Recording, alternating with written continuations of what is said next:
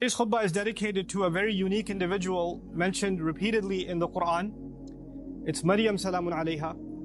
And the reason I decided to give a khutbah on some aspects of her life that Allah highlights in the Quran are actually inspired by a question somebody asked me this week. Somebody came to me this week and said that they've had a very close relationship with Allah since childhood, and that they've made dua to Allah from a very early age, praying tahajjud, even when they were a teenager.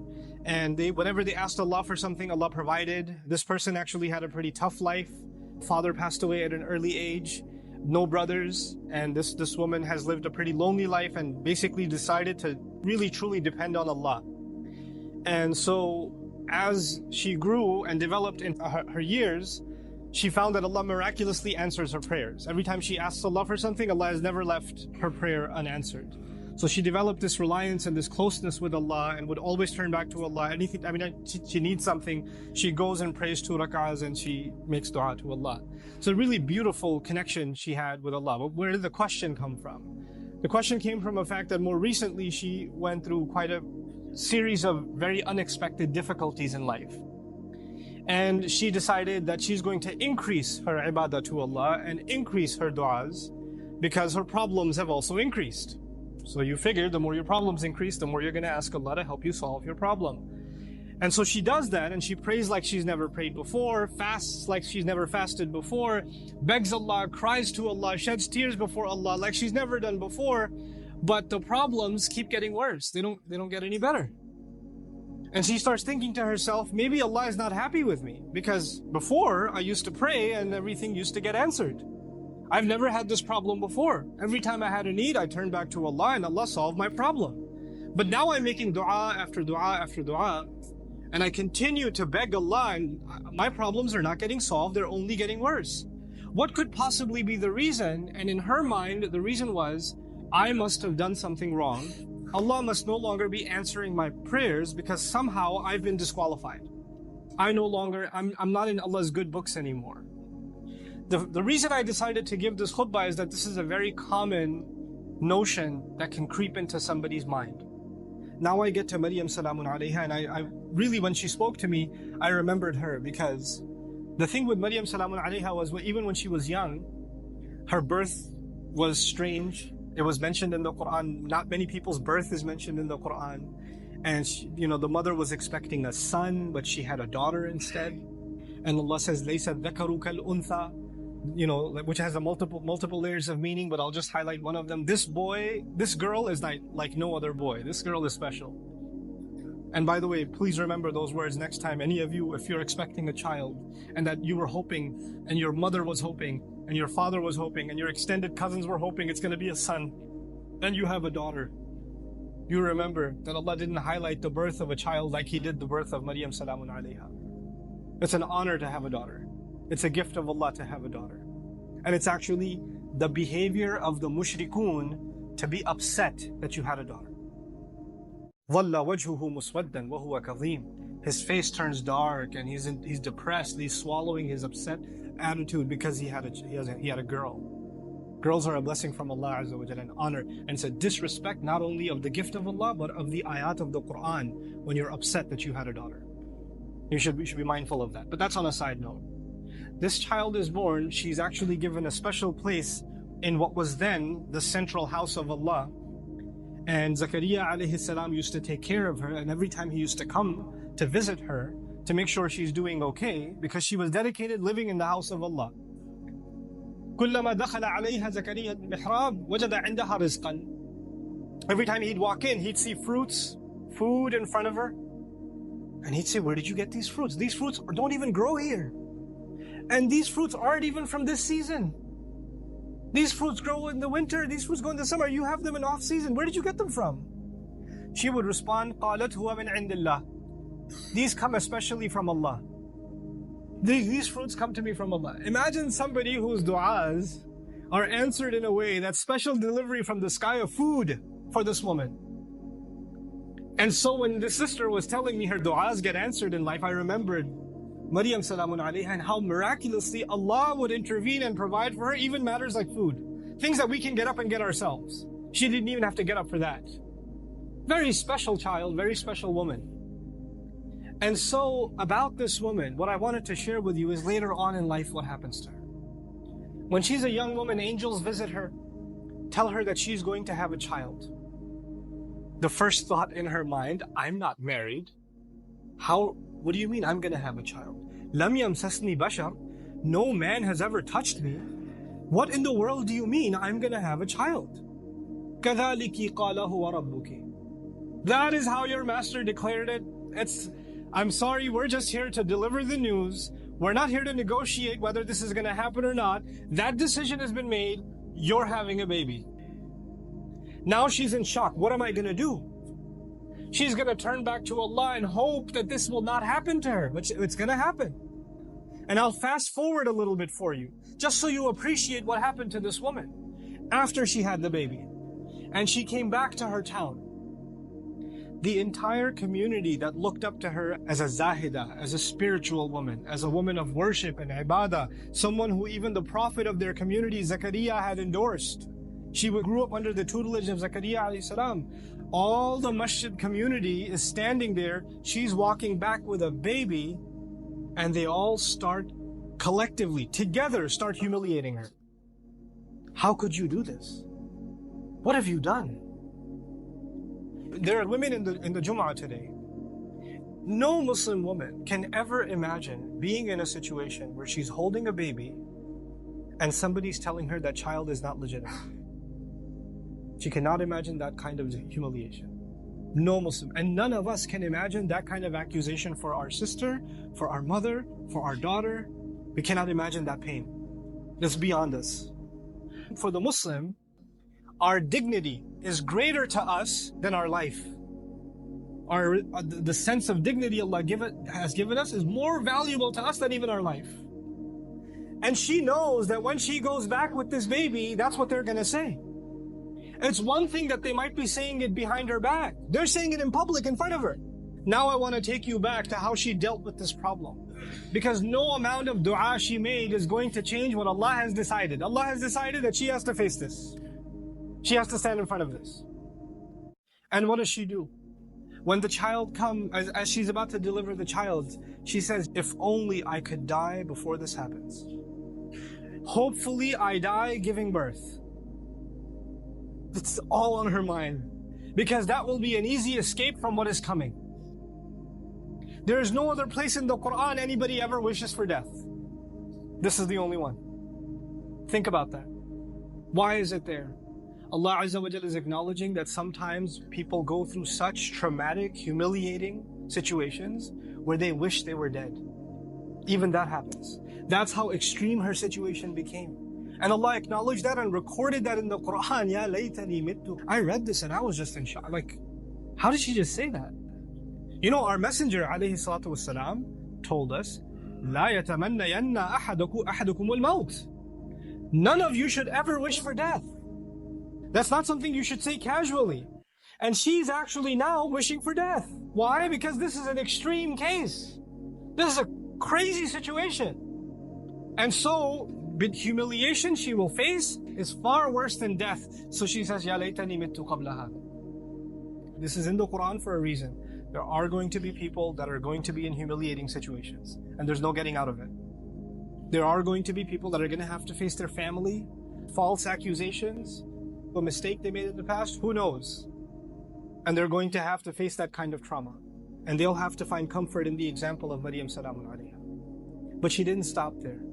She said 2 words, Nasyan, Mansiya. It was incredible words. Nasi in Arabic, they say fa'al and fi'l, these 2 awzan. They say nisi also. In one qira'ah it's nisyan. In another qira'ah it's nasyan. This is similar to dhibh. In the Arabic language, you have 2 kinds of words, dhibh and mathbuh. Nasi and mansi. The first of these words is actually used, I wrote this down for you. وَلَا يُقَالُ لِلْكَبْشِ ذِبْحْ إِلَّا إِذَا أُعِدَّ لِلذِّبْحِ. For an animal, for a goat or a ram, you don't call it dhibh until it's ready to be slaughtered. It hasn't been slaughtered yet. Once it is slaughtered, it's called dhabih. It's called madhbuh. Not before. Before it's called dhibh. She uses 2 words. Common translations say, I wish I was dead, I wish I was forgotten. That's what the translation says. But there are two words of being forgotten. One of those words, nasiyan, actually means I wish, even though, because she's away from the masjid, right? She's not back home. I hope nobody ever misses me. They don't even ask the question, where did Maryam go? I wish I could be invisible, forgotten from people's memories right now, and nobody even has the thought of me. This is nasi. Nobody even thinks I existed. There are people that go through the kind of depression and anxiety where they don't come out of home. They don't leave home. They don't pick up phone calls. They don't answer text messages. They get anxious being around people. They're going through so much trauma that they wish they were forgotten. As a matter of fact, even if somebody knocks on the door, they say, I wish they didn't remember me. I wish I didn't have to face anybody. They want to just crawl away, but just be by themselves. This is Nasiyan. And she's hoping already that she dies. And nobody even comes looking. And then later on, even if years go by and nobody found out what happened to her, Mansiyan. She's completely forgotten. There's no memory of her in the future either. I hope nobody thinks of me right now and I become invisible in the future also. I wanted to highlight this woman's trial because this is a woman of dua whose du'as used to get answered immediately. She didn't even have to ask for food and it used to come. And this is the situation Allah put her in. This is the trial that Allah put her in. Think about that. This is not because Allah hates her. This is not because Allah forgot about her. This is not because Allah wants to humiliate her. This is actually all of this ended up becoming Allah honoring her. You know, you have the case of Nuh alayhi salam, who was a very loving father. He made da'wah, he invited his people to Islam for 950 years. Can you imagine? You think he made dua for his son? You think he made dua for his wife? All those years? Or he didn't care about them?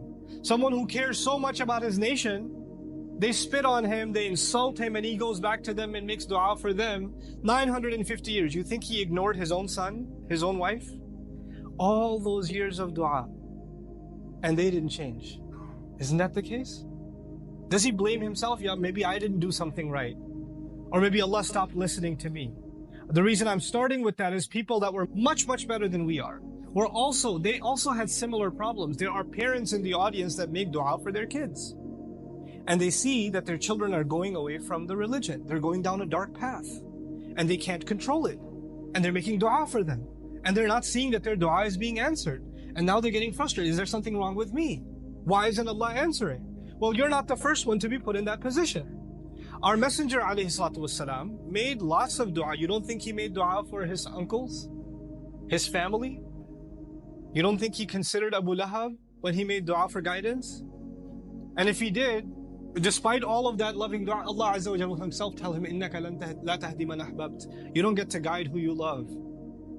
You know, there are people among us, there are children among us who wish their parents or their elders were acting in a more guided way. I've met so many young people whose parents are in a haram, explicitly haram business. And the children, the son and the daughter is trying to tell the father and the mother, please get out of this. We're dependent on you. You're paying my college tuition. You're providing for us, but you're providing for us from haram income. And I'm not in a position to provide for the family right now, but this is wrong. And then they're told you're being disrespectful. You shouldn't talk back to your parents, etc., etc. Now it's the flip side. It's the children making dua for the guidance of their parents. But things aren't changing. Things are where they were. These frustrating situations happen. And then on top of that are situations like health calamity. Not just family problems, but health calamity. Or you can't find a job. You have money problems. And you're making dua to Allah. You ask yourself, I even did i'tikaf last year. And I kept making dua and I didn't pick my head up from sajda all night long, and still I have this problem. Still it didn't go anywhere. So the first thing I want to remind myself and all of you is that prophets alayhimu salatu wasalam, all of them, much before us, Allah mentions their du'as consistently in the Quran. And Allah also mentions their problems consistently in the Quran. You don't think that Yaqub alayhi salam, the father of 12 sons, made dua for all of his sons? And especially when he lost his son Yusuf, you don't think he made dua for Yusuf's safety, that Yusuf should come back home, that he could look at his beautiful son once again? We know that he cried so much he lost his eyesight over crying over his son. And all of those du'as for so many years go unanswered, and then they eventually get answered. You don't think that the mother of Musa alayhi salam, when she put her baby in the water and the river just takes the basket away, the basket could flip over any time. And how do you know the basket is waterproof? It's not going to leak. It's not going to hit a rock and it's done.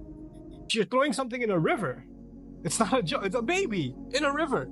You don't think that mother is making dua to Allah? And notice the difference. In the case of Musa's mother, she makes dua to Allah, and a few hours later, she's reunited with her son. Just a few hours later. By the time the baby is hungry for the next meal, he's back with his mother. And in the other case, with the case of Yusuf alayhi salam, he was separated from his father. But he wasn't reunited with his father for many, many years. We are going to go through difficulty in life. And all of our problems are not going to be solved because we made a dua to Allah. Understand the reality of dua. What is the purpose of dua? We often confuse dua with talab. Talab in Arabic means to ask for something, to demand something. Dua means literally to call. I called you, I invited you, I cried out to you. This is dua. When we make dua to Allah, sometimes in that dua we are making demands. It's true. We're making requests. But we should never forget that all of those requests, what they are at the end of the day, it's a humble slave of Allah, turning back to Allah and begging Allah to help him with whatever problem. But it's more than Allah solving your problem. It's just the act that you communicated with Allah that's the most valuable thing. Our du'as are a means by which we connect to Allah. Our du'as are not a means by which this world becomes heaven. This world is going to be full of trials. People that were much better than we are had difficulty in life. That's okay. Created all human beings in toil and labor and struggle. Struggle is a part of life. The purpose of dua is to help you and me deal with those struggles and to never forget that Allah is with us, whether it's hard times or easy times. May Allah Azza wa Jal not make us people that lose faith. May Allah Azza wa Jal honor us and help us remember that no matter how much people try to humiliate you, people try to put you down, people insult you like they did Maryam salamun alayha, Allah still honors you. There's a big difference between what people say about you and what Allah thinks about you. Because if you go by what people said, then Maryam was the most humiliated, insulted person in society. And if you go by what Allah says, she's one of the most honored women in all of human history. So we go by what Allah says. Allah is the one who honored us. وَلَقَدْ كَرَّمْنَا بَنِي آدَمَ. We honored the children of Adam. May Allah Azza wa Jal make us dignified before Allah Azza wa Jal, before He makes us dignified before people.